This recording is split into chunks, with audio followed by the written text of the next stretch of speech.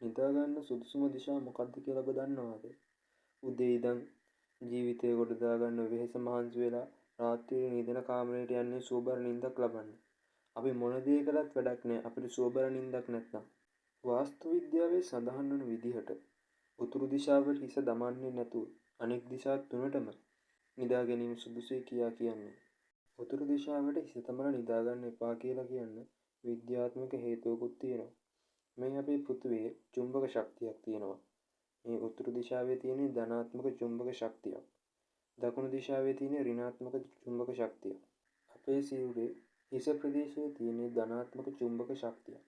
එතකොට කකුල් ප්‍රදේශයේ තියෙන ඍණාත්මක චුම්බක ශක්තිය.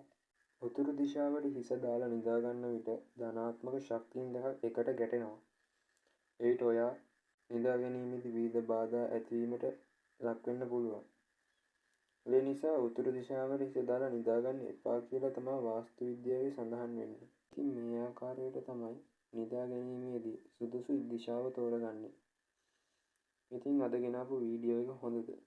මම හිතනවා ඔයාලට නිදාගද්දී දිශාව තෝරගන්න ප්‍රශ්නේ සමතයකටපත් වෙන්නේ නැති කියලා. වීඩියෝ එකෙන් ඔයාගේ ජීවිතේට මොකක් හරි දෙයක් ගත්තා නම් වීඩියෝ එක ලයික් කරන්න. ඔයාගේ අදහස කමෙන්ට් කරන්න. ඒ වගේම channel එක subscribe කරන්න. එහෙනම් මං ගිහින් එන්නම්. ඔබ සැමට සුබ දවසක් වේවා.